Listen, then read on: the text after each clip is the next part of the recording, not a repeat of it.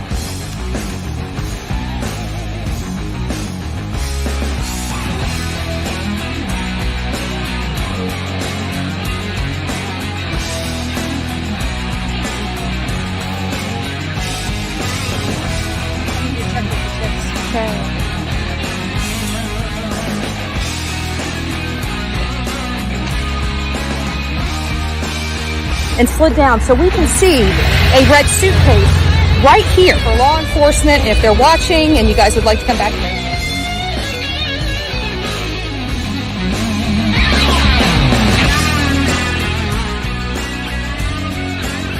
Of her being out here. So this is what we're doing today. We will see you guys back here real soon. I have a question for you. If you woke up this Friday morning and you looked in your bank account and there was $10,080 magically there, and you're like, wow, that's amazing. But the only stipulation is you have to spend it all in 1 week and it'll be gone. And then the following week, you'll get another $10,080 deposited, and so on and so on. You can spend it however you want. Or if you don't spend it, it disappears. Would you spend every cent every week, or would you allow it to be wasted and taken away from you? Well, guys, this Friday, you're going to wake up and there's going to be 10,080 minutes that God has given you for the next week. And you can spend them however you want, or you can simply waste them. Guys, I highly suggest that you spend every minute of next week doing amazing things, and don't allow 1 minute to be squandered, because you never know when God won't deposit another 10,080 minutes in your life, guys. Go out and live a great life. Welcome to the Bullhorn Betty Coffee Club.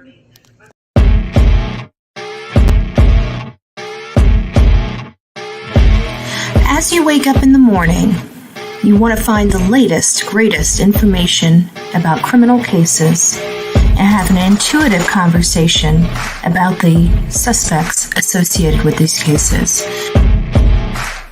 Head over to the Bullhorn Betty channel on YouTube.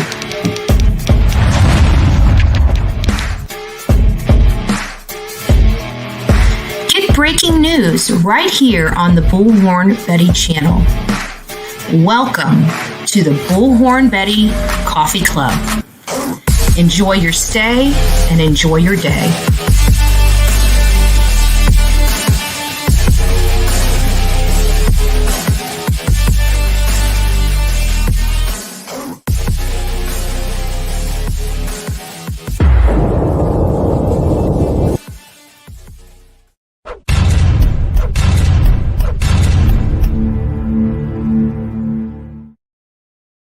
Well, good morning, my beautiful people of YouTube and Twitter. We are running live on Twitter. Good morning, my Twitter people, followers, haters, lovers.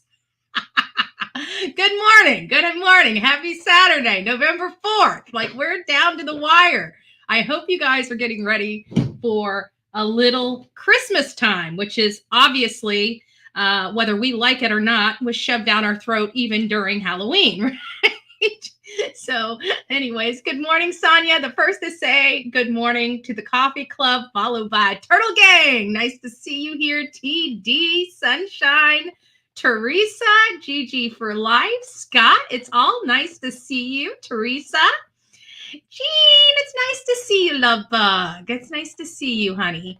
And then I saw this for coffee. Thank you. And it's kind of crazy because this morning, I'm getting ready. I'm getting everything for the show done, and I'm like, okay, coffee, right? And it's so hard because I'm spoiled. I got a Keurig and I got a pot, right? So I didn't make the pot, and I'm like, okay, well, we still have some from this morning, right? And I went to the Keurig or whatever, the K-cup machine, and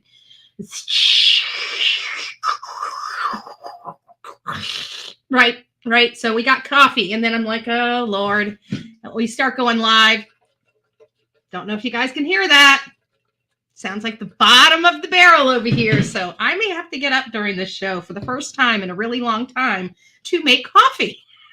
It is an important part of the coffee club. We have to have coffee, okay? Some people choose tea. We don't care. We don't care. Bring your beverage, right? Bring your beverage. Good morning, Alabama Mama 4. It's nice to see you, Kelly Sue. Good morning. Good morning, Cranky Pants. Who else do we have up in the house? TL, MJ. Nice to see you, Tara. Nice to see you. Curvaceous, good morning. Hindsight, good morning. Good morning. Good morning, Michelle. Good morning. Good morning, I am Teen Summer. Good morning, Angel. Good morning, Connie. Good morning. Good morning. I just want to let you know I've never, ever went overseas before, okay? I just have not. I need to stop. I need to stop. John, it's nice to see you. I want to see what you got going on here for me, for Bullhorn Betty. You say, hey, here's a cup of coffee. Oh, no, drop the mic. Curvaceous, 8 months. Thank you, doll. Thank you. Thank you so much. I love the love and support. Thank you. ICU is in the house, our newest grandmother. I just can't see you as a granny. Sorry. I'm struggling over here, right? Jesus loves me and Jesus loves you. Good morning. It's nice to see you all here. Good morning. Good morning. If I missed you this morning, Callie, it's nice to see you here. I'm scrolling through, making sure I'm not missing any. Oh, Scott, thank you. Thank you, love. Thank you. Thank you. I am that Mama Bear. It's nice to see you here, love. I hope everything's going well in your world. It's nice to see you. Okay, so I'm just going to go ahead. Oops, we got a few things I missed. Okay, we got Scott. Good morning. Thank you for that. And I just saw somebody else. Emma, thank you. Being a Bullhorn member for 10 months. Yay. Oh, that's right. I forgot.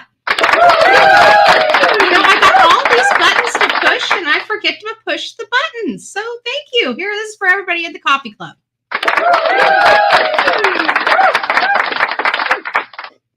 Good morning, Bren. Sheila, it's nice to see you. Good morning. Good morning. Who else are we missing? Cheeky Chops. Cheeky Chops. Nice to see you, love. I actually saw you I can't remember. Was it over in Dolly? I don't know. Maybe it was last night. I pop in, I pop out. Me, Marie, good morning. I pop in and I pop out. And then, like my sleep and all that other stuff. I'll get all the rest I need when I'm dead, right? Put me to sleep. No, I'm just joking. Buck Cherry Lover, good morning. And I think we kind of covered everybody. Nico, Jack Cat, good morning. I've never heard that name. Oh, Elsie, I didn't see you in here. You snuck on in here. Oh, Barbara, good morning, Barbara. Thank you. Thank you, love. Thank you. And then we have, and then Emma gifted 5 Bullhorn Betty memberships. Thank you. Thank you. I think we got something. I think we can do this.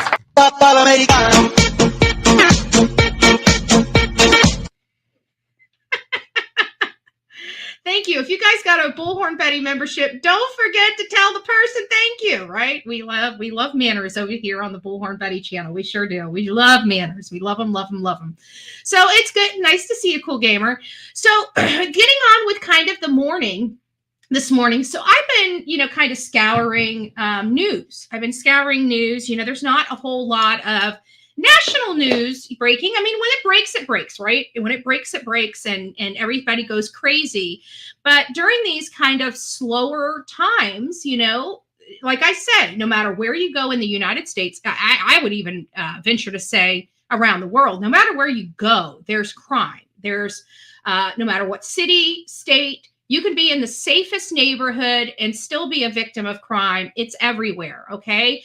And it's really a toss of the coin in some of these cases. Who's going to be the victim? It just is what it is. So I'm looking all over and I'm like, I live in freaking Florida, guys. Right? I live in Florida. Like every national headline imaginable. I mean, from Versace to, just everything. Every single thing, Good Morning Skittles, seems to always have an element to Florida. Okay? I mean, they wrote books about how some of the craziest cases of our time have a link to Florida. So I'm like, you know what? I live in the craziest state, one of the craziest states, right? We know there's crazier states out there. We don't want to take away from those states. We really don't. No, I mean, but Florida, we have a high population. We have dangerous areas like many other communities. We all have our really good areas and we always have our really bad areas. Hey, good morning. Good morning. Good morning. If things go right, my Christmas presents that I have been wanting to buy, I will be able to afford. Oh, good. Well, I pray for everybody to be able to have a happy and healthy Christmas and one that's, very giving. I truly believe that, in all of the stuff that I think people lose, just in my opinion, before we get started, I might as well just give you some insight, right? Give you some insight, Casa Bullhorn Betty, right? So I really think that the idea of giving every single year is really good. I think we should learn to give back. I think that that's one of the things that we stand on here on this channel. It's not just being about, oneself, but taking our abilities and our loves and our passions and doing something with them to give back to the communities or the people around you. So I love the idea of Christmas, of giving, and the religiousness of that holiday and what that day truly means. I appreciate that, but I really do think that people have lost focus over the years as to what Christmas truly means. And I think people go and break the bank account to try to be, have the best gifts or the best presents to give people, even in their own time of suffering and need. Like, people can't afford some of these things, but it's what we're taught. We're taught that you go big or go home, right? And so we utilize that in Christmas because it's a religious holiday. And this is my opinion. I mean, everybody can have their own thoughts about it. But I truly believe that giving should be from the heart. It shouldn't matter. I mean, when it comes to kids, throw what I'm about to say out the window. Kids just want stuff, okay? So if you got kids, you're screwed, okay? Get out the plastic. Go ahead and cut the right arm off and go up to the bank and say, hey, how much can I get for this, okay? So what I'm saying here is not the philosophy if you're a parent with children, okay? This doesn't apply. This is for the older group of us, right? Our kids are gone and they're home, okay? So the grandkids got to be taken care of. If you need to break the bank for the grandkids, do what you got to do, right? They don't get it. They don't get it. But adults, I really think that being genuine and giving gifts of love and from the heart, not the biggest one with the biggest price tag and things like that. For example, look at this. See, my mommy made me this, right? It's a flag. It's a red, white, and blue flag, right? It's cute. I think she did an amazing job. And so, this is something that I'll treasure, right? This is something I'll treasure for a really, really, really long time. It probably cost my mom, I don't know, a couple bucks in yarn, but and I can guarantee she spent more money in her time doing this than she ever did financially, but I love it. So it's on the chair. It's my good luck charm now. Good luck to her. I finally admitted to my husband our daughter had 17 pairs of shoes to start kindergarten. Girls in their shoes, right? For Bullhorn Betty, it's girls and her flip-flops. Like, some people have pumps and platforms in every single shape, make, and color. That's Bullhorn Betty and flip-flops. I don't know if you guys notice anything about me. Like, if I'm out in the field, I'll wear boots. But if you see me on any other day, I mean, seriously, any other day, unless I'm trying to look cute, I got flip-flops on. I could have a dress on, right? I could have a dress on and I'm going to have some blingy flip-flops on. No pumps for this girl over here. No pumps. But we always try to get the people out there to start their Christmas a little early so they have an opportunity to get all the goodies that they want to get. But I also just want to remind everybody the true spirit of the holiday and what it truly means. And it's not about the most expensive gift. It's about being with the people that you love and giving back. And this year, I'm going to be trying to figure out whether I can work at a soup kitchen. That really is my goal this year, is to give back and serve some people that are in a much better or much worse situation than I am. Every day I get up and I face my own problems, just like every one of you face your own problems. Sometimes life feels like it's crashing down on you and you can barely keep your head above water and breathe, right? But it is so hard for us to think that somebody's got it worse than we do, that somebody out there is just, in just a bad place. Believe it or not, there's people out there that are in much worse situations. And I guarantee sometimes if we heard their story, it would make us reflect very heavily on ours, as to, truly, is our problems really as big as we're making them to be, right? It's possible. It's possible we're making a mountain out of a molehill, right? We have a tendency of doing that. We're women. We're men. We have emotions. Our emotions sometimes get the better of us. Our frustrations sometimes get the better of us. Hell, sometimes we just have weak moments, right? We just have plain old weak moments. And we pray to God we don't do something so horrible that it just totally, thwarts our path that we're on. Who knows? The matriarch passed in my family, so the family has fallen apart. We no longer speak to each other. Money from her will destroy the family. Too many greedy, self-centered family members. You know what? I've got to tell you, Emma, I hear about this all the time. I tell you, one of the first experiences, I think I vaguely remember was when I was a child, and one of my grandparents passed away. And my father was, a foster child of theirs, but for this particular family, they treated him more like family than any other foster family he had ever had. Still dysfunctional, still a lot of problems that caused him a lot of, adult issues growing up in that family and whatnot. But for all intents and purposes, I mean, they cared enough about my father to put him in the will, right? To put him in the will. Who would have thought that this foster family would care about my father so much to even, yet alone, put him in the will?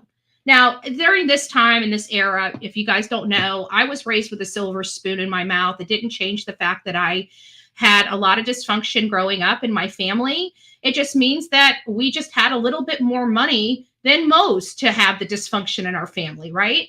So, he didn't need the money. And that's basically what he told the family, because the family was arguing so much about this money and that money and what they were going to get and what they were not going to get, and just getting nasty and stuff. My dad just said, "Hey, look, it's $10,000 to me. You guys, if it matters that much more to you, just take it and divide it amongst the rest of the family. I really don't care." That was my dad's approach to that, right? But my dad, again, had a little hostility, from a lot of stuff that was going on. So he really didn't care. I mean, to him at that time, he didn't, $10,000 wasn't worth the argument for him.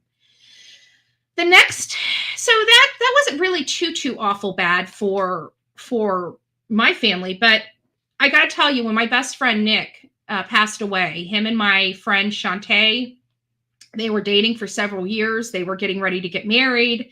They were living together. They had property together. They had, vehicles. They were an item. They were, all commingled with each other financially, everything else. They were basically husband and wife without the certificate, right?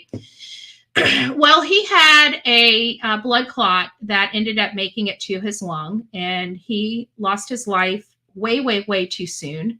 Actually, October 1st. I think this would have been his fifth or sixth year. Maybe I've got a year wrong or something. I remember that day. It was very hard on me. But that was the next time I got to see the ugly of death and money in a family. Nick's family, they never really saw him. They never came by to see him. They never hung out with him. But good Lord, let him die. Let him lose his life. Now they want all of his vehicles, all of his belongings out of my friend's house. Everything that they've acquired together. His family wanted her to just turn over. And by the way, this was within 24 to 48 hours after the love of her life lost his life. And his family, that she's never seen, barely even knows, coming to her front door, knocking on it with their hand out. It was disgusting. It was sad, and it was disgusting. And I felt really, really bad. I felt bad for everybody involved, the family, because, the family didn't come around, and it's the woulda, shoulda, coulda, right? We all deal with it when we deal with our family, where, we wish we would have been around. We wish we could have come over a little more. We should have been around. We should have seen you more often, because everybody seems to come together, in birth and in death. What about the dash in between? Where are you, right? Sometimes people need you in their life.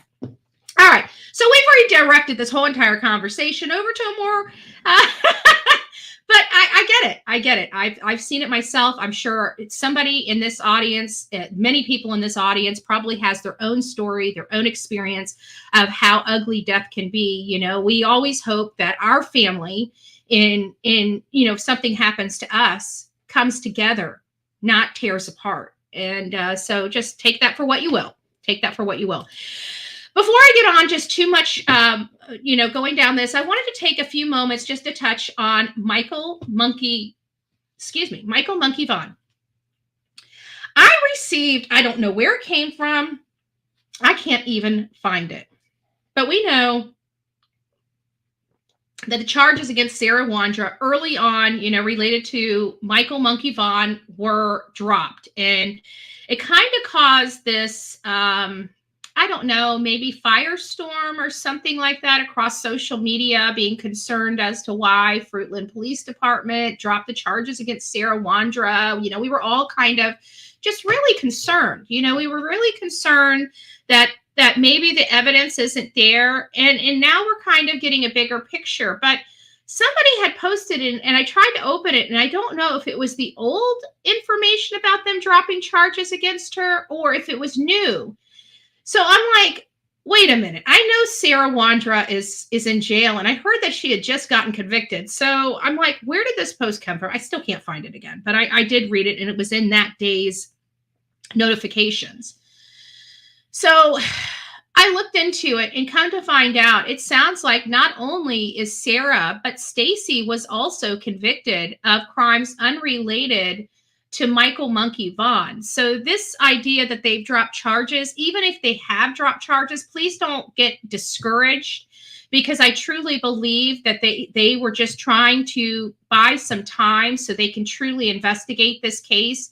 The way the law works is when you arrest somebody on a crime, good morning, DC, when you arrest somebody on a crime, you have 180 days or 6 months to bring that case to trial. That is the defendant's right to a speedy trial, among other very specific rights that are provided. So you never want to prematurely arrest an individual unless it's absolutely necessary. There are some situations where law enforcement, begrudgingly and against, they have to weigh it very heavily on whether to make the arrest right now or to wait. Typically, what triggers that arrest is if they feel that they're becoming either a danger to themselves or a danger to somebody else.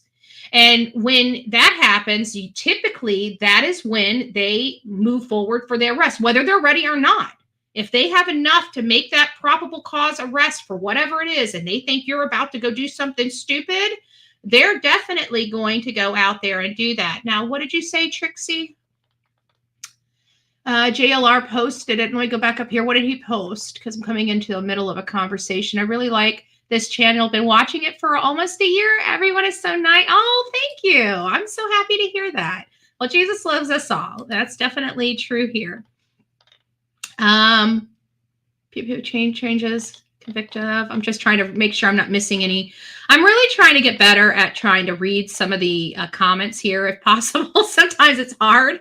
All right. It's sometimes hard, but I do my best. So I just wanted to come out and let you guys know that it does look like both Sarah and Stacy have both been charged with unrelated crimes, and this is going to give them a few years. We're going to address their crimes and their charges and their sentencing here shortly, and what I and we'll go into it a little bit more about how I feel that they're going to be handling the Michael Monkey Vaughn case, in addition, because they've got a lot of work here. And here's the kicker with Michael Monkey Vaughn.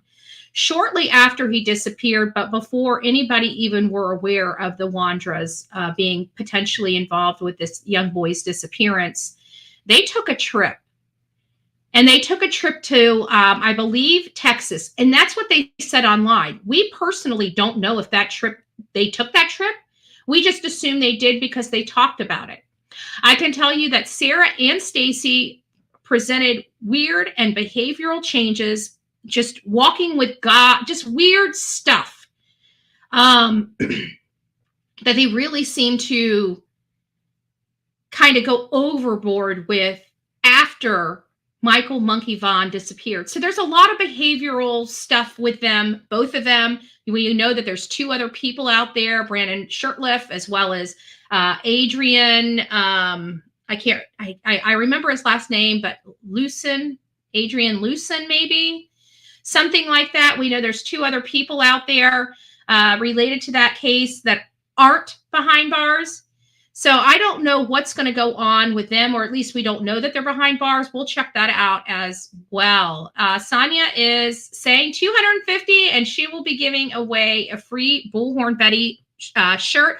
Also, The names on for the coffee club, we had to move that back just a week because I was just entirely slammed this week. It was just an extremely busy week. I had a lot on my plate. I tried to manage the best I could. Some days I just had to give up the live in an effort to maintain the schedule. So I do apologize about that, but it has been very busy for me. So we're just moving it. We were going to run it on Monday. We're just going to move it to this Monday, and we are going to vote, and somebody is going to be a winner chicken dinner. And our designations are going to be changing our levels. We're going to be changing it to kind of match the coffee club. That's really what we want to do. We want to make sure our membership match the culture we have created here on the Bullhorn Betty channel. So I am so excited about the possibility. If you have some ideas, we have 4 levels of membership here on the Bullhorn Betty channel. If you can think of some clever names for those membership levels that kind of either related to bullhorn, megaphones, coffee, searching, whatever you think, if you come up with some clever names, throw your drawing in the hat. We're looking for 4 levels. So you have, when you put your contest options in, it has to be 1, 2, and 3, and 4 for your levels. Now we'll figure out which way those go, but whoever wins gets either a free Bullhorn Betty shirt or a free baseball cap from Sonia, courtesy of the Bullhorn Betty channel. So also we want to let people know that Christmas is coming up. If you're looking for those gag gifts and stuff, don't forget to support a beautiful person here on the streets of YouTube. Many of you know I don't create these things. I can design stuff and put them through Teespring or Printly and stuff like that. No big deal. But I don't physically do shirts in-house, right? And Sonia, I didn't even realize did this for, I don't know how long. I've known Sonia for a little minute, back with Summer Wells and everything like that. She always showed up. She was always there. She was always willing to work and give 100%. And that's what I loved about Sonia, and why I became friends with Sonia, and why we just kind of gelled well, and she became a mod here. It's just that she works her work ethic. She really cares about these cases, and she really cares about helping. So those are the types of people we want to support. And so since Sonia and I realized that she made shirts, I barely even bring up the designs that we have because she's working so hard behind the scenes. And she truly is a person that supports these families. She does flyers, she does key rings, she's given shirts out. She's really just an amazing person that wakes up every day to try to find, like all of my mods. I've got to be honest with you. We got some of the best mods. Trust me, it's not hard. It's not easy to mod for Bullhorn Betty. You guys see the attacks I'm under just for bringing true crime to you, whatever, right? But they get battered and bruised. So trust me, they have to be pretty stinking dedicated to what we do here and the mission that we have on here to be put through all of that and still come here every day and be just as sweet and as kind as possible. That's why I say I absolutely have the best mods on YouTube. Not that any other mod on any other channel isn't as good. It's just that when it comes to my mods have been put through pure hell, and they still come here every day and work for you guys to have an amazing time here on this channel. So don't ever forget to tell them thank you. So this whole Stacey Wandra stuff, we're going to wait, but we are going to work on diving a little bit deeper into this case, because now that we have those 2 people behind bars, there's still 2 more people that need to be behind bars on unrelated charges. Oh, thank you, Jen. Thank you. But and so Sonia's got a lot of gag gifts and stuff like that. Get over to her shop. And not only that, but I know a lot of people love custom products, right? You have a little cute name or, a cute saying between you guys or something, like, there's those friend shirts, like, she's the trouble friend. No, she's the trouble friend. Whatever, right? You can do whatever. Get with Sonia. Don't forget to support the businesses that support good things and good causes. And that's what it's about. Good things and good causes. And that's what Sonia does. Thank you, Sonia. Another very, very, very disturbing case before we get over to the father and son. This is so disturbing that I opted to bring this to each and every one of you There we go. And I did this for a purpose because we always talk about, our children that are missing.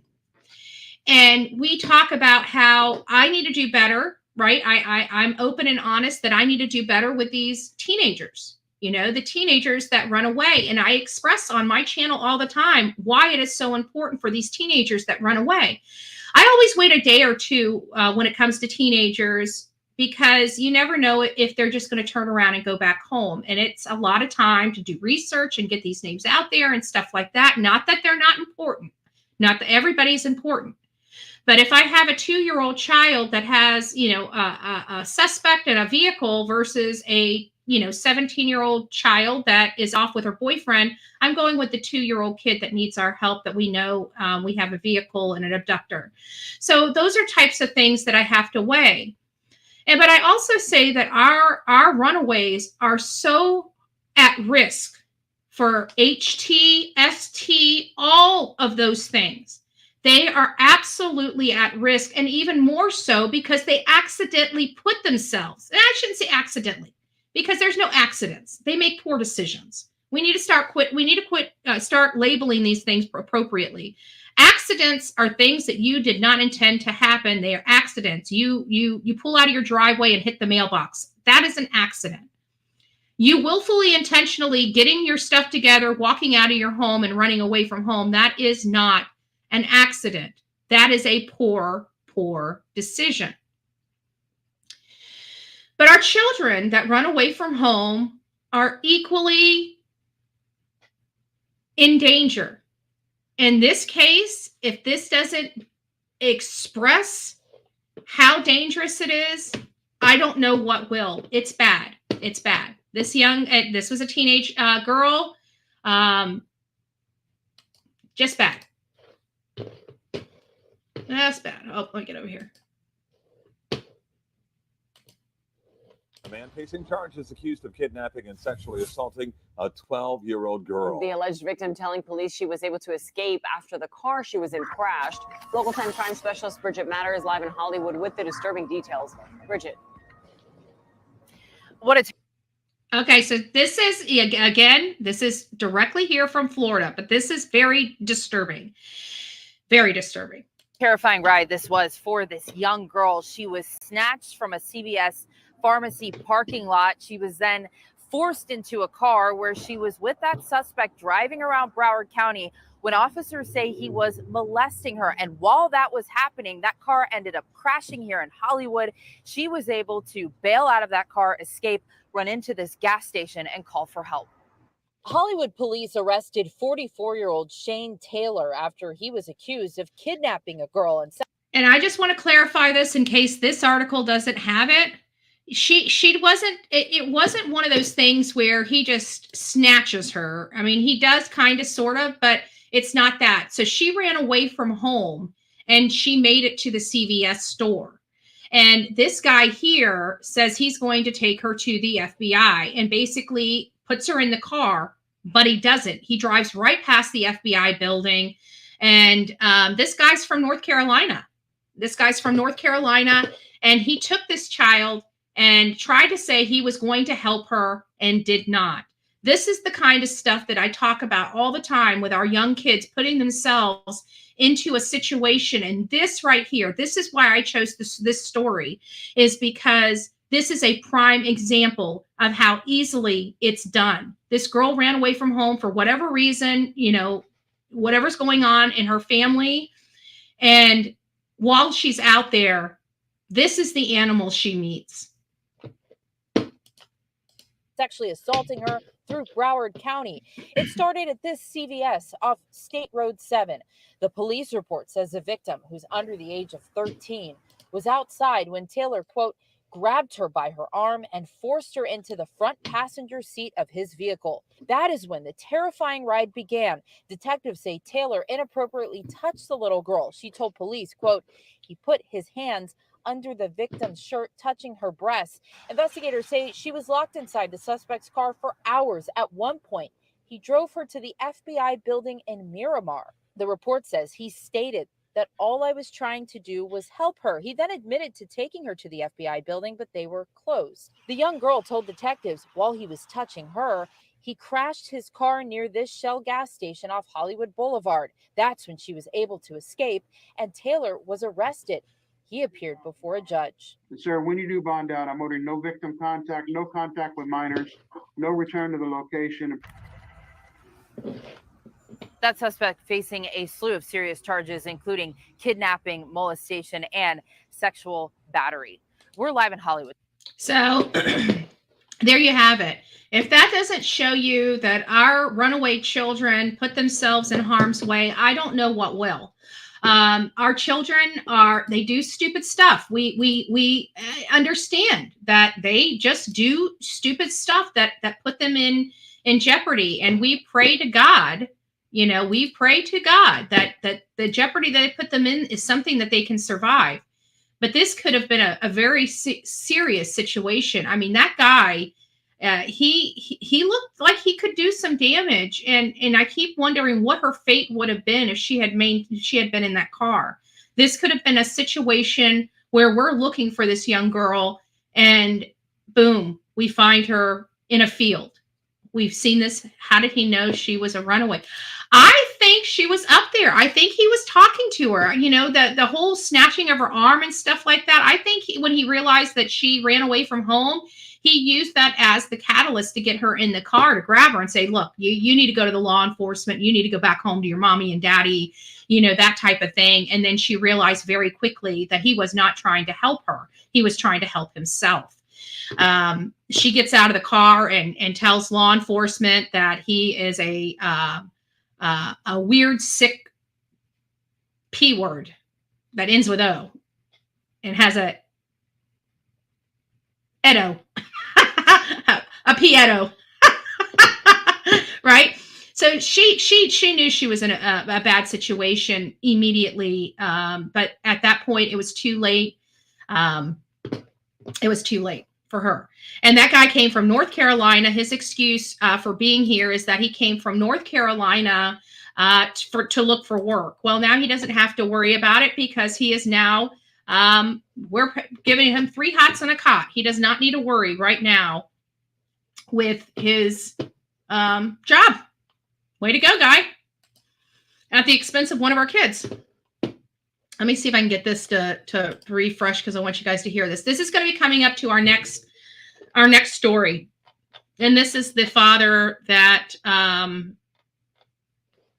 that ended up unaliving his own son. We don't know what's happening in this case, but I want you guys to hear it. Breakfast taco, simple and tasty. I did that. I made that happen. A family tragedy in southwest Miami. A man is shot and killed, and tonight his father is being detained. CBS News Miami's Nakaya Carrero reports from the scene. People in this southwest Miami-Dade neighborhood describe it as quiet, family-oriented. So they were shocked to find police blocking off streets, investigating a fatal shooting. It's devastating. It's heartbreaking for everybody. And I just want to tell you that this is newly released. This all happened yesterday around 2 p.m. in the Cutler Bay area of southwest Florida. So just to or southeast Florida. So just to give you guys an idea, they're on the furthest east coast, Miami-Dade, down at the bottom of the peninsula. And this is a very upscale area. This is not, this is not a small community. This man, back in, I can't remember, 2019, David, the father, he purchased that home for about $1 million. If that tells you, the area. And this was a little bit ago. So over $1 million, about, I don't know, 900 and some odd $1,000, almost $1 million for the home that they paid. This David has many properties. He looks like he is either a house flipper or just investments and rental properties, but he has a nice portfolio of properties, of homes. that his father. So they are of affluence. Some at some, I don't know if it's high middle class, if they're what their bank accounts are, but this is not. This is what I'm trying to say is this is more of an elite area of the community than not. So this is not expected in this area at all. This is a very quiet community, very, very, very low crime, and definitely nothing like this has ever been heard of in this community. Scary. I think it's very scary. Around 2 p.m. Friday afternoon, police received a call that a man in his 20s had been shot at this home in the area of Southwest 84th Avenue and 107th Street. When they arrived, they found him in the doorway suffering from a gunshot wound. His father in the house. At this time, the father is being detained. I'm gonna let this expand, and I want you guys. This is the public information officer. His name's Andre. He's gonna express this, and as many of you know, this is domestic related. They are telling everybody if you're in a situation, a domestic situation, please seek out help and the resources that are available for you. And please, please, please, if you're in a situation like this and you are ready to leave, you need to make preparations and have a good strategy to make it as safe as possible for you.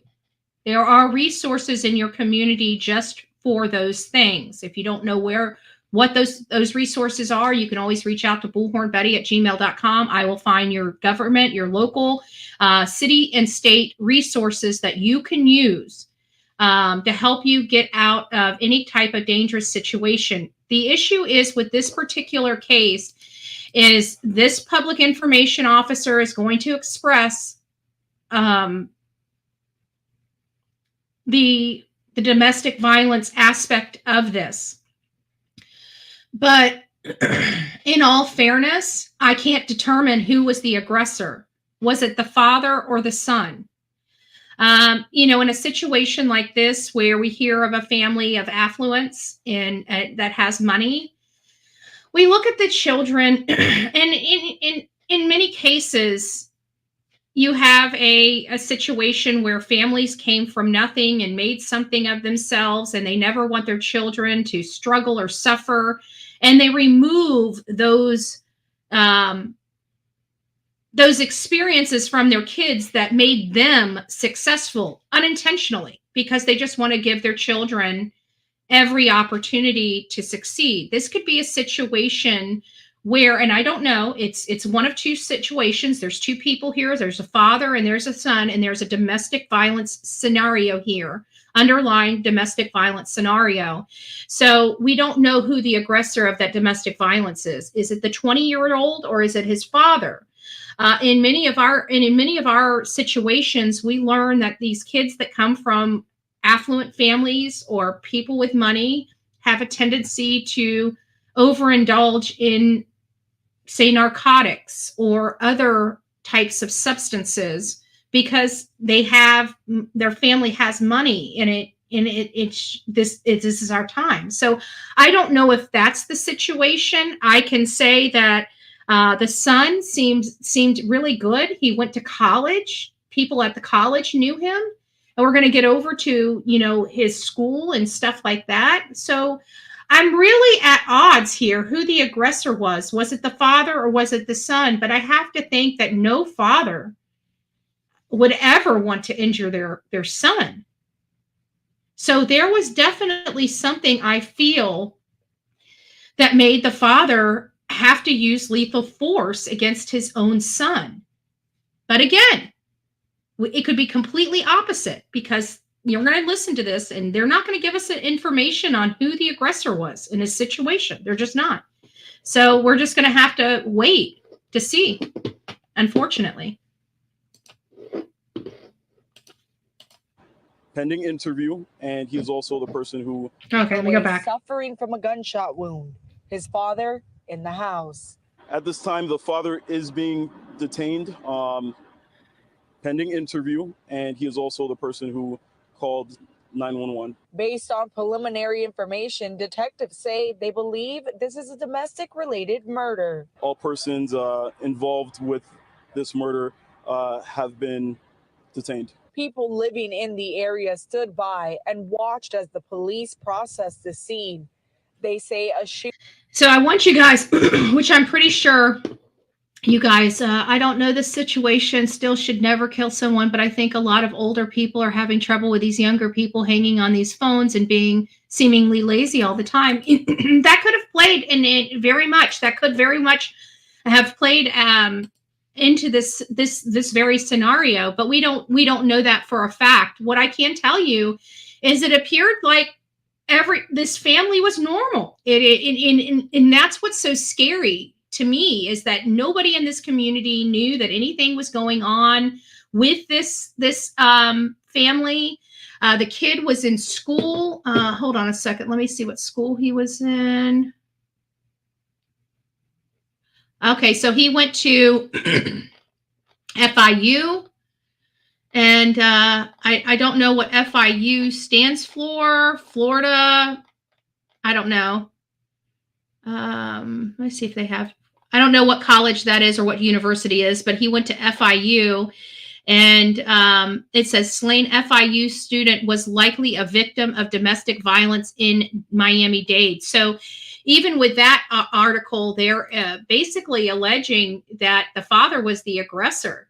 I have to think that there's more to the story than this. I can't, and I could be wrong. We have to weigh when there's little information, we have to take what we have and make something with it.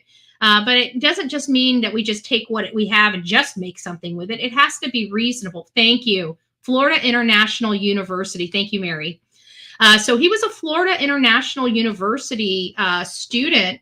Let me see here. And he was going to school. I mean, he was in school for some, his major was construction management.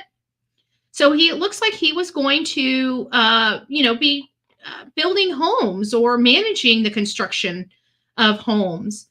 Everybody just saying stuff like this just doesn't happen in their community. It just doesn't. So let's just keep listening. Shooting in their quiet neighborhood is something that doesn't happen. It's never happened before. This is the first time in so long, and I've lived here, I'd say maybe around 16 years. So within those years, nothing. A bunch of ambulances and police cars coming down the street, and we didn't know what happened. We thought it was maybe a car accident, and then we all thought it was a home invasion, and there wasn't a lot of info, and they just blocked off the street. So we were all pretty confused. At this time, police have not said whether or not the son was living at home with his father. In Southwest Miami-Dade, Nikaya Carrero, CBS News, Miami. So as you see, I mean, there's a lot that's going on here. We're getting conflicting information. We are in Florida, so there is that, and I think why they're calling it a murder. You heard the public information officer refer to this as a murder, not a justifiable homicide. So it's leading us to believe that the father may have been the aggressor.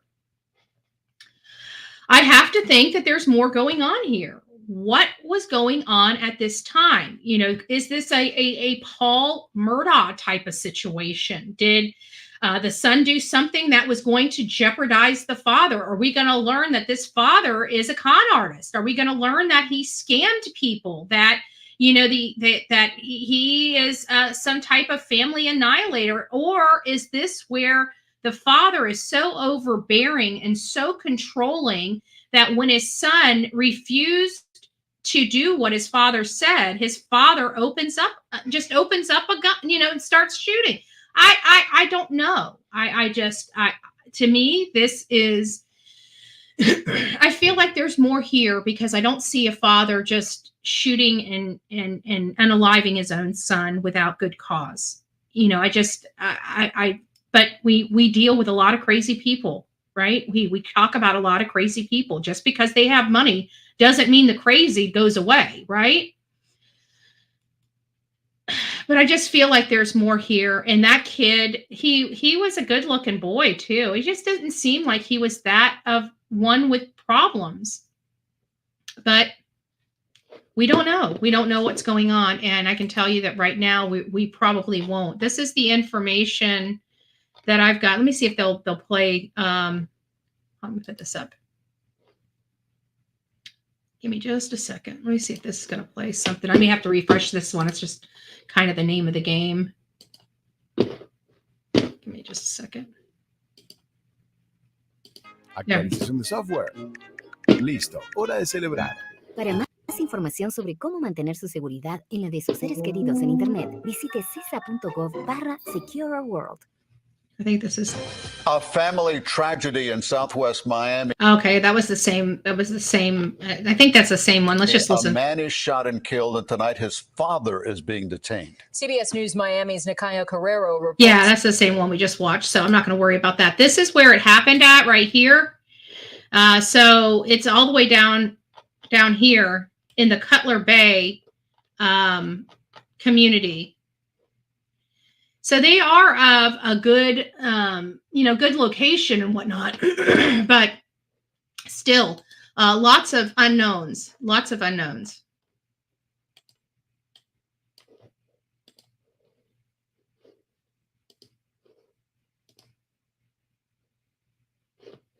In shock tonight after police say a father shot and killed his son. Good evening and thank you for joining us. I'm Trina Robinson. Let's get right out to Ryan Nelson live in Kendall with this family tragedy. Ryan. Yes, those who knew this family personally say that they never imagined a tragedy such as this unfolding. And tonight they're identifying this father and son as David and Eric Contreras. Okay, David and Eric Contreras, that's them right there. Again, father looks normal, son looks normal, and absolutely, without a doubt, looks can be very much deceiving. There was something majorly going on in this family. And I have to think, and this brings me back to the other thing, is here in Florida. Oh, hey, Melody, it's nice to see you, honey bunny. Here in Florida, we have a law known as Stand Your Ground. So that's why they didn't immediately arrest David for him killing Eric. They have to interview him and find out what happened. They cannot make an immediate arrest here in Florida. So they've got some hurdles to overcome before they can arrest David, but it sounds like they have law enforcement has their eye squarely on David to make the arrest for the murder of his son, Eric. The problem I have here is, we know that I'm not saying that Eric is. Don't misunderstand what I'm saying. We don't know who Eric is. We don't know what kind of student he is. We don't know what kind of person he is. We can assume, but we don't know because none of us know. But we can assume that something obviously detrimental happened in this family.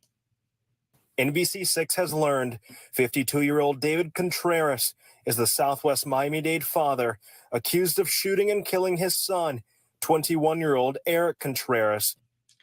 And see, the boy, like I had originally stated, this young man, he's a good-looking man. But in the same sense of him being a good-looking man, he does have that, I'm sorry, just that appearance in this Christmas photo. Eric does have that, he's smiling, but he looks like he's entitled. And so I want to make sure that the father, he's a victim. Eric is a victim. Eric is the 21-year-old kid that is now in the morgue at the hands of his own father. So we don't want to take away from him. We're just having this as a talking point to find out what happened in this family. There were two people there. One was the aggressor and one was not. But I think me personally think it would be irresponsible of all of us just to assume that the father did this because of anger. That's what law enforcement is telling us.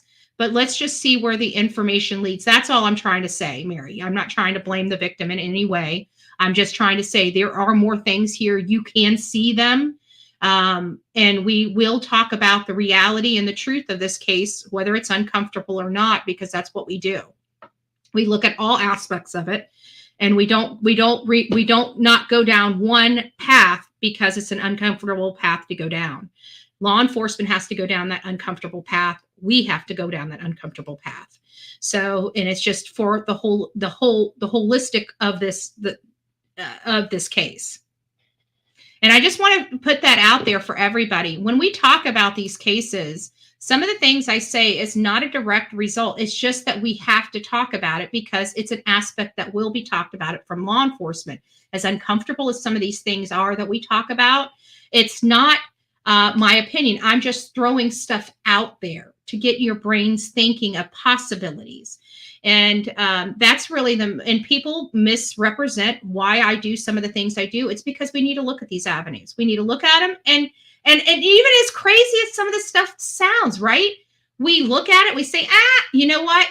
This kid could be the worst kid in the whole world, on drugs, not really going to class, spending his father's money. We could go down that avenue because in all reality, it's a legit avenue to go down. Does it mean it's true? Of course not. Of course not. Doesn't mean any of it's true. It's just it's relevant, right? It's relevant. So it's something that could have happened. And so we discuss it as if it could have happened, not that it did happen, just could have happened. So I just want people to understand when you hear me talk about stuff, it's not necessarily that it's my perspective. Even when I'm talking about it as it, and strongly talking about it doesn't necessarily mean that. It just means that this is a conversation that we're just going down. So just want to make sure everybody's clear on that. So there's no hurt feelings here. It's just conversation based. That's it. We're just conversation based. In a domestic incident at the family's home Friday afternoon, Miami-Dade PD investigators have not confirmed the identities of those involved. Neighbors in stunned disbelief. It's devastating. It's heartbreaking for everybody. It's scary. I think it's very scary. Investigators say the father is being detained and questioned at Miami-Dade PD headquarters. The investigation into how and why the shooting happened is ongoing. When officers arrived, they observed a male looking to be about in his 20s, suffering from a gunshot wound. Police say the call came in around 2 p.m. of a man shot at the home on Southwest 84th Avenue. Officers arrived to find a man in his 20s suffering from a gunshot wound and say he was pronounced dead on scene. Investigators say it was the father himself who called 911. At this time, the father is being detained, pending interview, and he is also the person who called 911. Investigators urging those in the community who may be in a potentially violent domestic situation to seek support and resources. Our detectives or officers, we would like to stress to the community that domestic violence is a very real issue, and anyone who is suffering in a romantic or domestic situation that has become violent or they believe is going to become violent, we urge them to reach out to resources, reach out to our department, reach out to our civilian resources. So I'm not going to go through any more of that because that basically is the message. If you're dealing with a domestic violence situation, and again, this is not looking good for David, the father. If he did lose his cool and his son lost his life because of it, I'm sorry. There's no excuse. Now, what I anticipate happening, guys, in this particular matter here, this is what I foresee going on because it's in the state of Florida, because he did call 911, because he appears to be cooperating. They're most likely going to have to do their entire investigation before they can even arrest the father, unless the father slips up in the interview and says something incriminating that could be probable cause for his arrest. If that is the case, then he will be arrested immediately. But typically, the way I've seen these cases go in the past is they kind come down. They're required to be interviewed. They don't really have enough evidence to prove their position, their being law enforcement's position. And therefore, in lack of that evidence, they typically let the person go and tell them, basically don't leave the county, the community, blah, blah, blah, so they can call them and call the person and talk to them later. And typically as information comes in, they may have another interview, and then either the second or third interview is when they start presenting all the information that doesn't quite fit the story that they were originally told, and it just starts going down those rabbit holes. And the assailant in this case would be the father.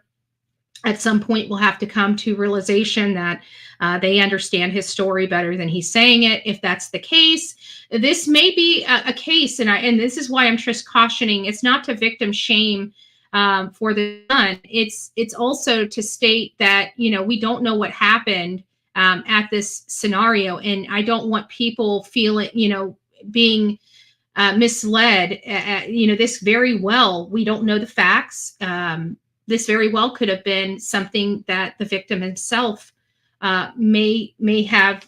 We don't know. And I don't want to think like that, but I also don't want to think a father can just take a gun, point it at his son and pull the trigger, right? I didn't want to think about that in Alec Murdaugh's case.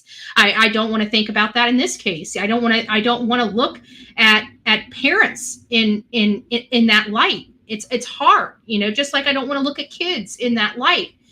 But we're seeing this so often anymore with the parents, with the kids. It's almost like it's a twilight zone anymore out there. I'm almost terrified for parents this day and age. I'm almost terrified for that. It's a double-edged sword, no matter how you look at it. Like, I'm worried for the parents. I'm worried for the kids. I'm just worried. Like, this world has just gone crazy, and people are just, you see the hate. It's just like, how can people be so hateful all the time? And it's just infiltrating, almost all this hate is just infiltrating everything. We don't even have customer service anymore. You go to a place, once upon a time the customer was always right. They don't, they have gotten so, our businesses have gotten so accustomed to us just bowing down to them that they just run us over. Look at Publix. Publix is a prime example. Publix grocery store is a prime example. Publix has always been a higher priced grocery store than any other store that we go to. Any other store we go to. But back in the day, when we walked into that store was not only clean, we had a beautiful greeter that greeted us, gave us a lollipop or a balloon. When you walked around the corner, you had a lady with a tray giving you samples, directing you over to purchase this stuff, which, usually when you picked up a sample and you tasted it, in all fairness, the majority of people would buy it. It was good, right? So you'd go around the store, you'd have free sample. It was an experience. Going to Publix used to be a fun experience. You walk in, you get on the scale, you go around the corner, you're greeted with a little sweet or a treat. When you went and checked out, their lines, they always had, you didn't really have to wait in line. You were in and out. The bagger, they didn't even ask, do you want us to load your stuff up in your car? They just did it. You just had this elevated service that you received back in the day from Publix grocery stores. And that's why people went there and paid the extra money for their groceries. Nowadays, Publix has taken every bit of that out. Their prices are skyrocketing. You go to their BOGOs. Do you know that I have actually checked their BOGOs at Publix? And for me to buy brand name, say Stouffer's, what is it? The box of Stouffer's stuffing, right? For Thanksgiving.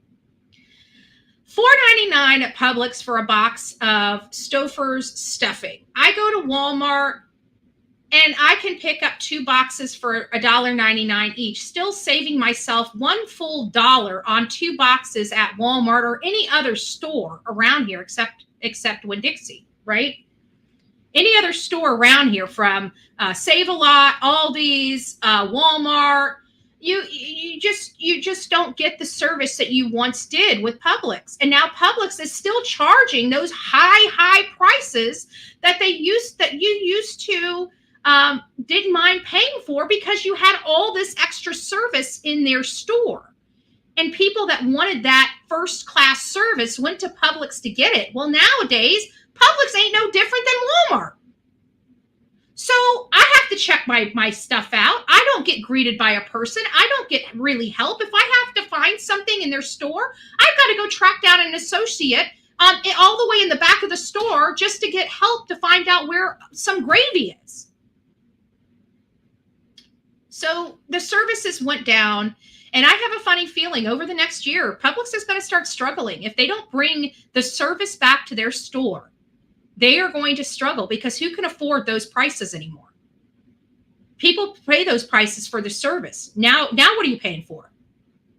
You ain't paying for crap.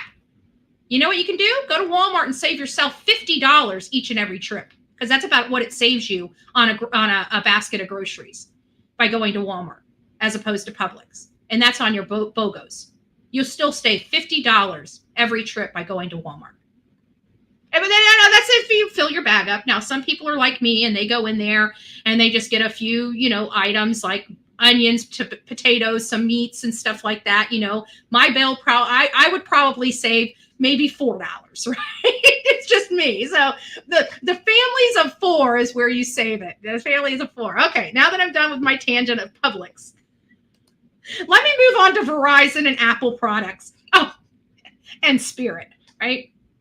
The airfare, or the airline that keeps the rest of the airlines in business. That's what I call Spirit and Frontier. They are the advertisement for American Airlines, Delta, and literally every other airline imaginable. They are the poster child. Spirit and Frontier are the poster child of why you should use another airline.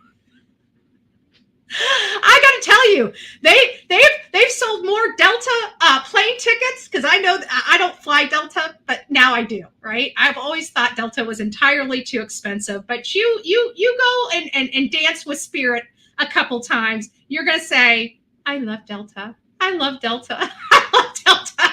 No, I don't. No, I don't. No, I don't.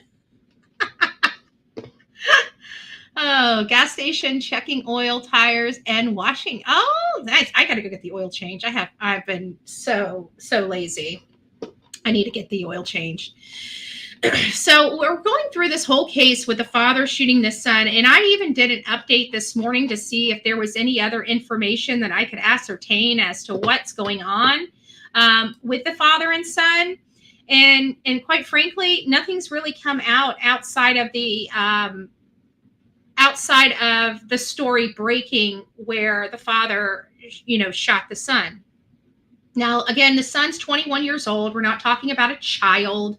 It was his child. And like many parents know, like my mom can attest to, I'm still her baby, no matter how old I get, no matter how gray my hair turns, and no matter how many wrinkles I get on this face, I'm still her baby, period. I'm still her baby.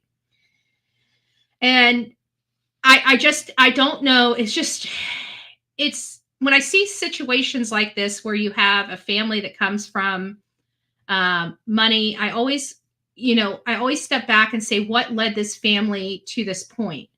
What brought this family to this point?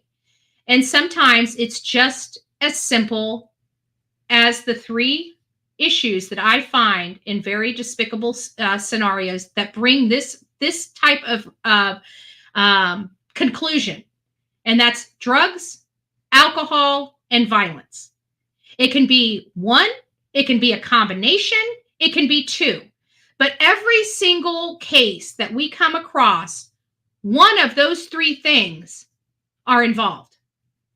Drugs, alcohol, and or violence.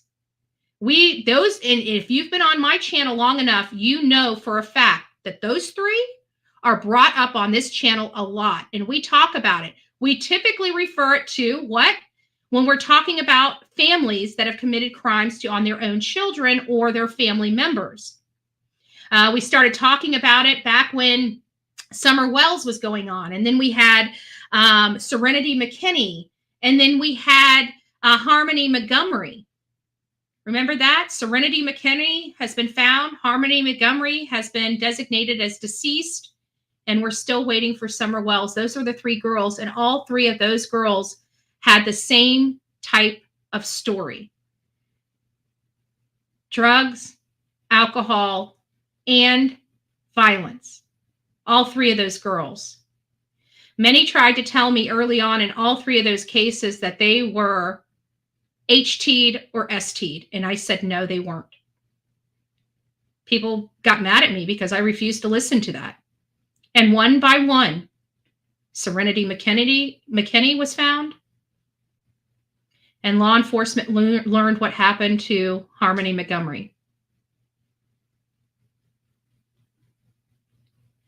Out of the three girls that we covered, 2 cases out of the 3, 66% of the cases that we covered back in 2021 into 2022, 66% of those cases have been resolved, and the parents were responsible and brought to justice. So when's Summer's Day? When does Summer get her option for justice?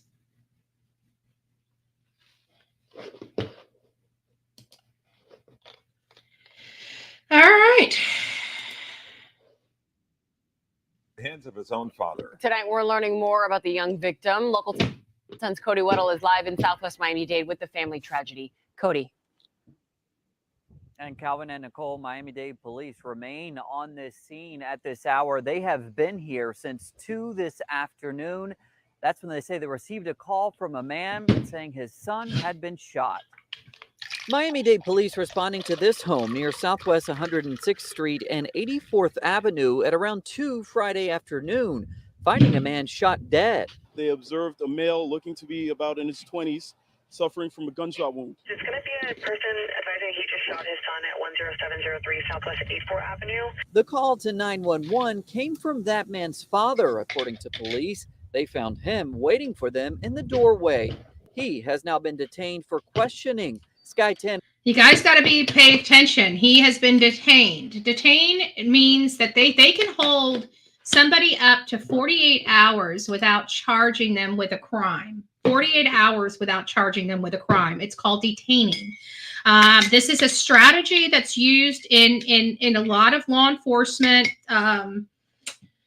situations like this, where they kind of, sometimes when they don't know what to do, they just throw you in jail. You know, they know you're committed a crime. They want you to kind of, they put a whole bunch of stuff in your brain, and then they throw you into a holding cell or a usually isolated jail cell, because you're detained. You're not in their jail. You're not arrested.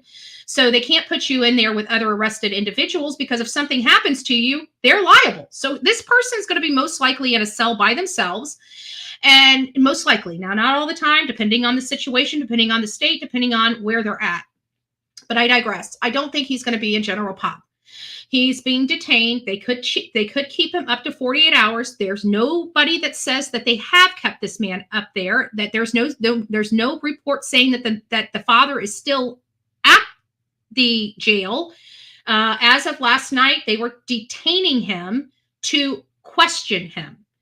And how that typically works is they've got him sitting in a room by himself for hours, literally hours, because the detective that is going to be questioning him is most likely still at the scene of his house, getting their bearings on what happened, because you're not going to interrogate someone without having some facts that at your disposal that you can use to know whether the person is telling the truth. Typically a first interview, or in this case, they're referring to it as an interrogation. They're just blasé, right? They're in there. They're just, they're just doing their job. They usually have somebody in there with a pack of paperwork, What's your name? What's your date of birth? Do you have any medical issues that we need to know about? So they're just, they're going there. They're looking like they're the meager little worker that's just trying to get the paperwork filled out. And so then they start questioning you about some stuff. All they're doing at this moment is just trying to get you on the record to tell you what happened. If this man was smart, and I'm going to tell this to you as if you guys are in his situation, keep your mouth shut and call an attorney. Keep your mouth shut. And even if you are innocent, even if you didn't do anything wrong and you did not break the law, especially if you've done nothing wrong and didn't break the law, get yourself an attorney. I don't care what anybody tells you. If you're in a situation like this, you do not need to open your mouth, and you need to have somebody that protects every single thing that comes out of your mouth. Because in a situation like this could very easily go from, based on what is being said, can easily go from a justifiable homicide to an unjustifiable homicide very quickly, just by accidentally saying the wrong thing. Accidentally. Not that you've done anything wrong. It's just that you accidentally presented information in a different way than what law enforcement, and that gives them the probable cause to arrest you, whether you're guilty or not. It's how it works. So if you're ever in a situation like this where you had to use lethal force, or somebody has died as a direct result of maybe something you may or may not have done, and you are being questioned, even as a witness, they always say as a witness. First thing you want to ask in a situation like this that you may be involved in is, are you questioning me as a witness or a potential suspect? That's the first question you always ask. When they read you your rights to remain silent, you are being interrogated. Everything that you are saying is now under oath and will be used against you or against somebody else. So when you get your rights read to you, that's your moment. That is the moment when you shut the hell up and you exercise your right to remain silent. Because at the end of the day, you want your attorney telling them, here's a prime example of why it's so important to get an attorney up front. We had a murder here in our county. It happened in Panther Ridge. Many of you guys can look it up if you don't believe me. It was Panther Ridge many years ago. I want to say 20 years ago now. Panther Ridge was a new upscale, elite, rural style living in this community back in the 2000s. This was the new, we were starting to move out east. This is one of the newer upscale, large estate type of properties. Well, this woman and this man, they had 2 children. They had just purchased the property, but they were having some major family issues, and they were now in the process of getting a divorce. They had 2 young, small children with them at the time, and they were staying with mom. Now, even though this husband and wife were going through this divorce, they were still on cordial conversation terms because they had the 2 young children. And as many of you know, sometimes you just have to do what you have to do for the sake of your children. And so they still had this communication between them. And I think that I can't remember off the top of my head, but the father was trying to call and couldn't get a hold of his wife or his children, couldn't get a hold of anybody at the home. Obviously dad knows the schedule of everyone, thought that it was extra odd that nobody's answering the phone. Somebody should be answering the phone. Even through the divorce, he knows the behavior of his wife and knows that this is this is not, not her behavior. She always answers the phone. So he decides to go over to the house, drives over there and checks on his family and finds his daughter in the bushes with her throat sliced and barely hanging on. He knew something was wrong. He called law enforcement. I can't remember, if I recall correctly, off the top of my head, the wife as well as the 2 kids lost their life. Somebody may have survived. I can't remember. Do your own research on that. But it was really a really bad case where this father is now looking at his whole entire family just wiped off the face of the earth, and the emotion that came over that. And he was smart enough to know that he was going to be the primary person that was going to be looked at in this case. He immediately got an attorney. The news organizations had a field day with that. He immediately got had counsel representing him, and everybody thought, because he got counsel representing him, that he did this despicable crime to his wife and to his 2 small girls because he just wanted to go and live a life and be out there. And his family was just so disposable. That's what was being painted. Well, here's the kicker. That was the absolute best decision that man could do. His attempt to work with law enforcement, get law enforcement whatever they needed to do to get him cleared right away. He never had to make a statement. He made a statement later under counsel, but he never had to make a statement. Do you know who ended up assaulting his family, killing his family? His gardener. The gardener he hired killed his wife and his 2 children. Again, there may be one of the daughters, maybe the wife. I vaguely remember, maybe it's possible somebody had survived, but if I remember, the only person that had a chance to live was his daughter, and I think she may have succumbed to her injuries at the hospital. But again, I'll research it. It's been 20 some odd years. It happened right here in my town, so I am going off. But look up Panther Ridge murder. I think it was back either in the early 2000s or late 1990s. I can't remember, somewhere around there. It's just a big case. So, whenever you have a situation like, get an attorney, because I guarantee this case would have, if he did not have that attorney, this case would have been delayed. It would have been, they would have been so focused on the husband that, the resources would have been squandered instead of looking for the person that ultimately did this crime.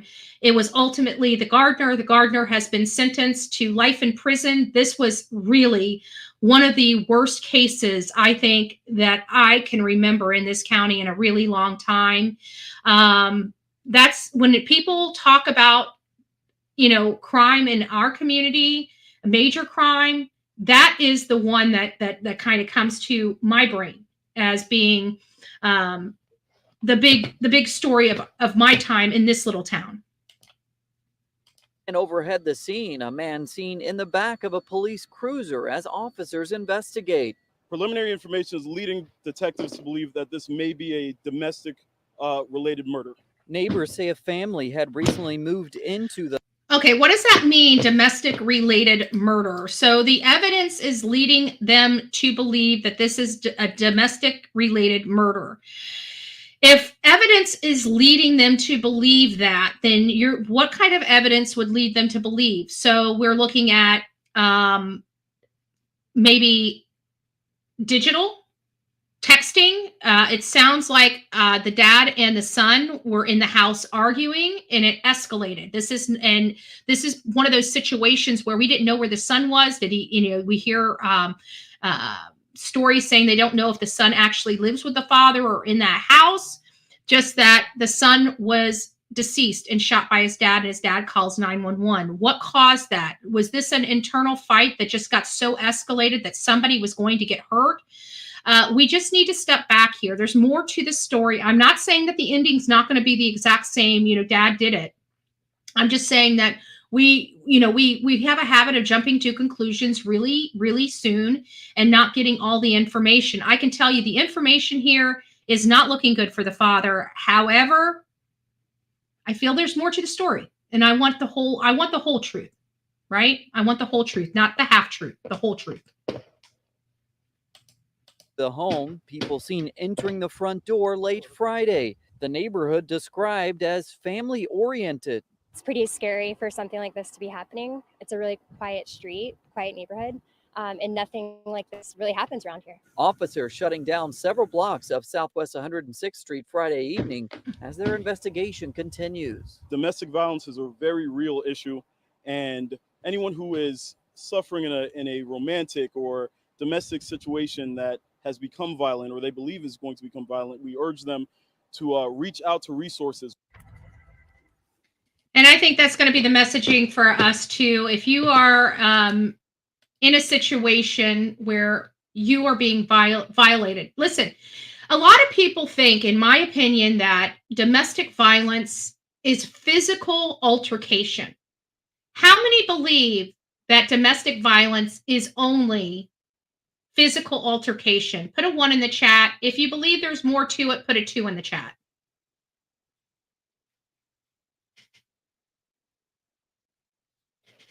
And let me see if I got any more questions up here.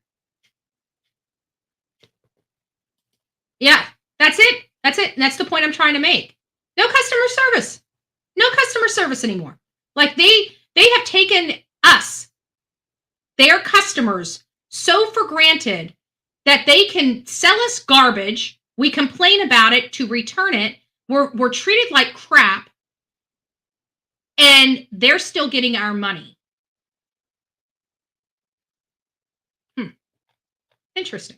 Interesting concept. Yes, there's 2. Okay, so you guys are up to speed here. Okay. So there is mental. I honestly tell you, I have been physically abused. I have been mentally abused. I have been spiritually abused. I have been psychologically abused, which is mental, right? But I still feel like some of there's 2 different sides to mentality of abuse. And I got to tell you, sometimes that mental abuse is 10 times worse than the physical.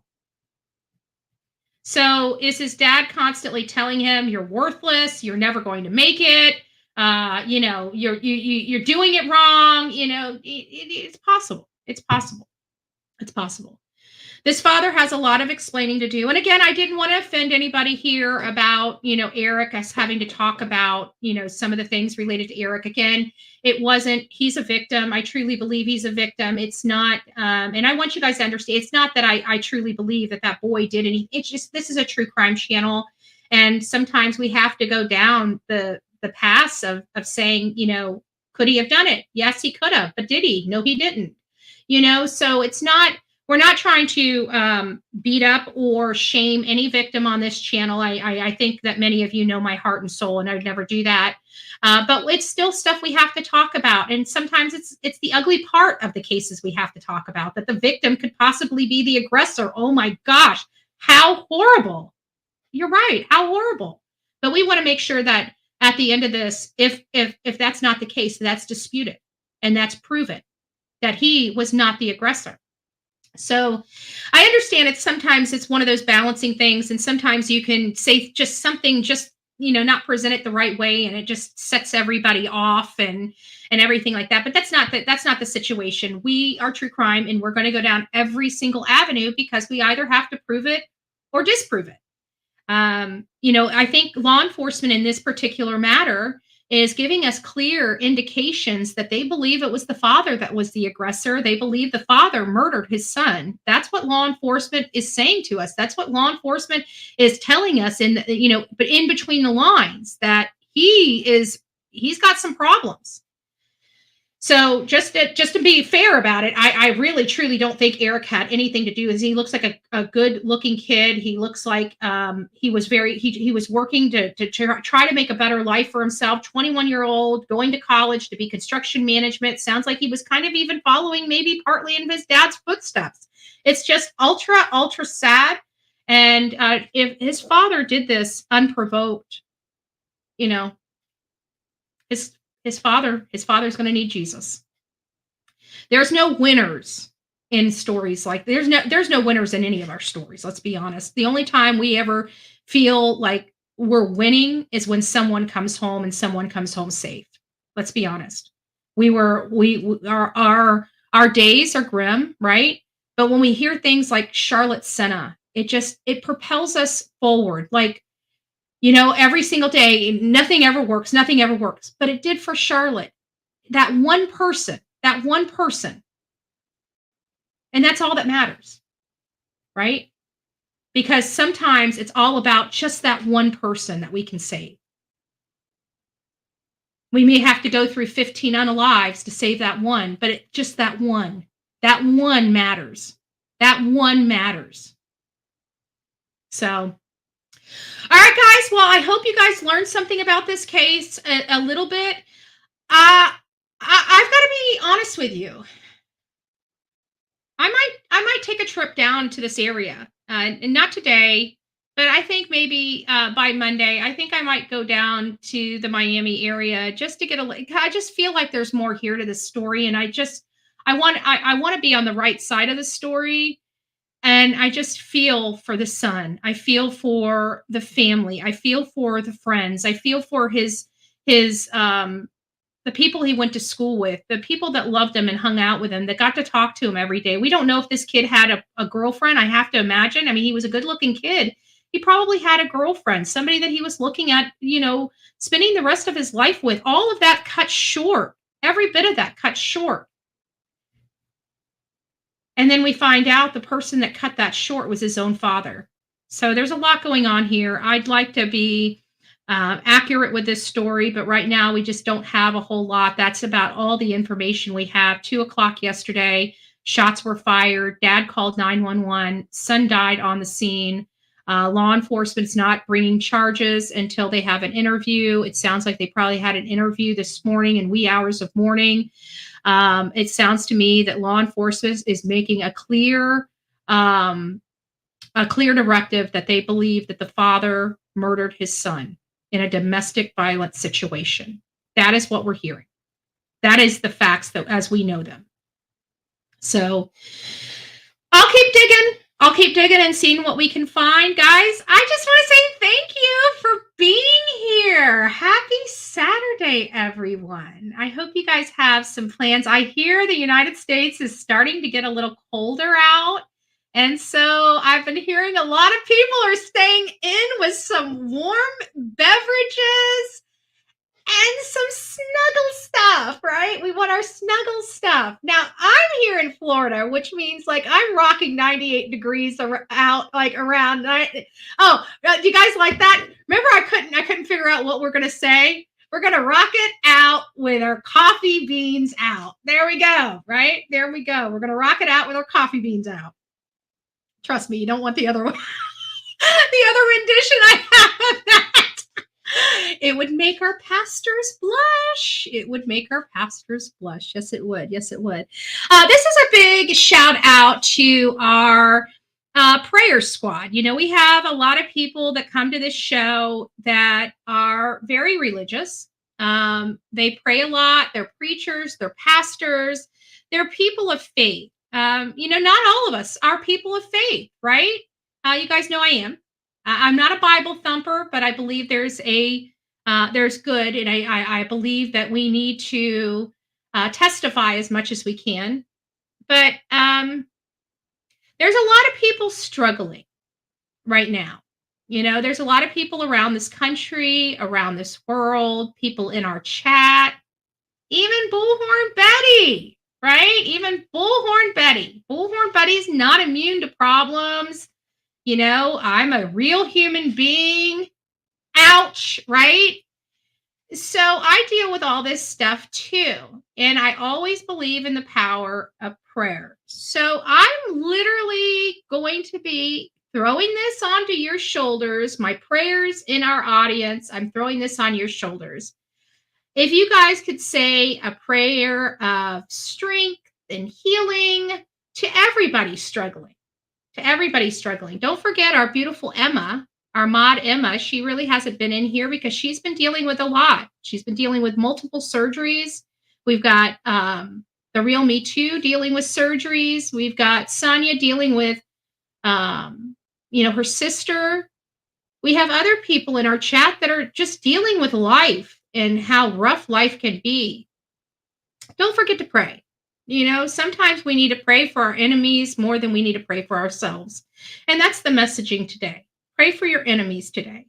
Pray for your bad luck today, right? Pray for your fate today. Pray for all that crap, right? Everything that's negative in your life, pray for that. Pray to relieve that. And find some way to do an act of kindness for a perfect stranger. Guys, and I'm not talking about monetary. Sometimes just stopping and letting somebody in traffic, that's an act of kindness for somebody that you totally do not know. You don't have to buy them the $20 meal, right? You just have to be kind. So be kind. Thank you guys. Thank you guys. You guys have really blown our stuff up today. I thank you. God bless you guys. God bless you guys for all of your love, all of your support. Oh, wow. All of your love, all of your support today. You guys have truly been amazing. If you noticed, a lot of the stuff that we catered today, riding the train. Woo woo! You guys better be careful. That's how rumors get started, Turtle Gang. I just want to say that that's how rumors get started when you start.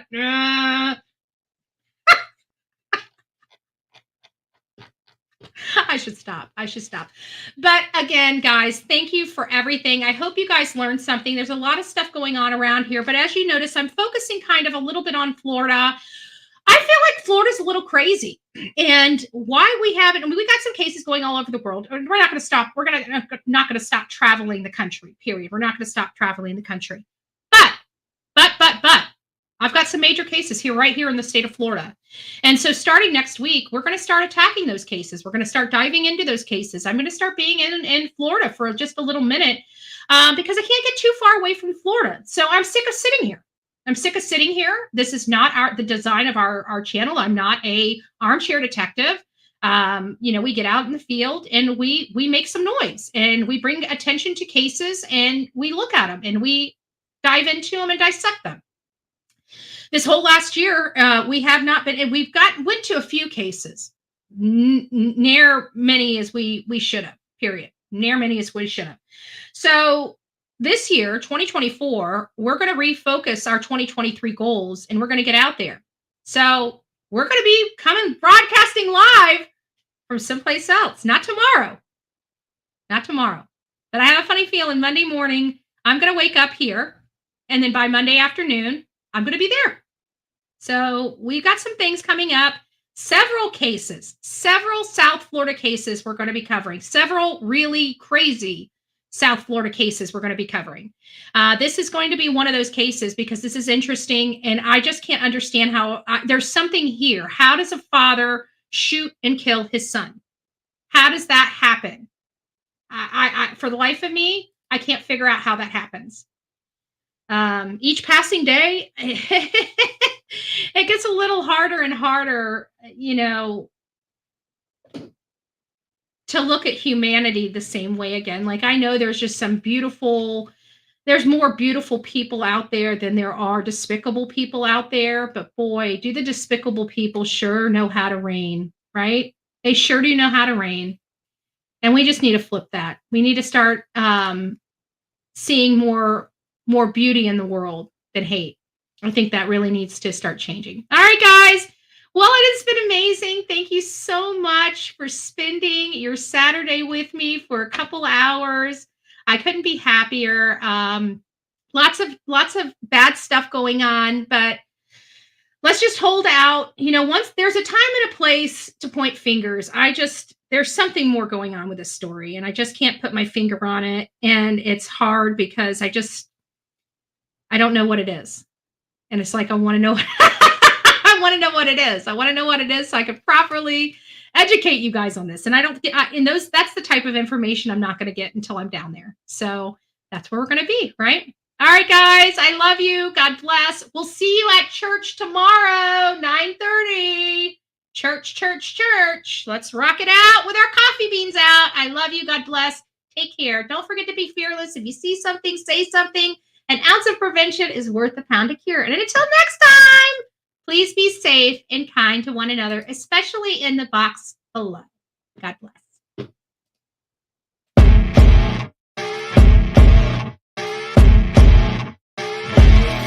As you wake up in the morning, you want to find the latest, greatest information about criminal cases and have an intuitive conversation about the suspects associated with these cases.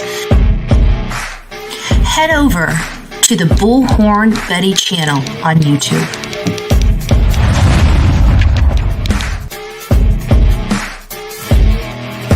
Get breaking news right here on the Bullhorn Betty channel. Welcome to the Bullhorn Betty Coffee Club. Enjoy your stay and enjoy your day.